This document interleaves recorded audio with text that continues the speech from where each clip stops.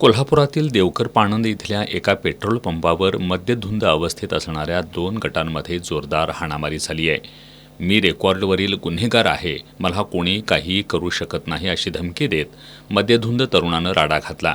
यावेळी पेट्रोल पंपावरील कर्मचाऱ्यांनी इथं भांडण करू नका, बाहेर जा अशी विनंती केल्यानंतरही हाणामारी सुरूच राहिली. हाणामारी सुरू असतानाच त्यातील एका मद्यधुंद तरुणानं पंपावरील कर्मचाऱ्यांना मारहाण करण्यास सुरुवात केली.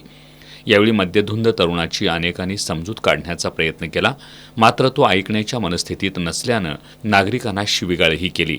अखेर संतप्त नागरिकांनी त्याला चोप दिला. राजवाडा पोलीस ठाण्याचे पोलीस तातडीनं घटनास्थळी दाखल झाले. त्यांनी मद्यपी तरुणाला ताब्यात घेतलं. या घटनेमुळे काही काळ परिसरात तणावाचं वातावरण निर्माण झालं होतं.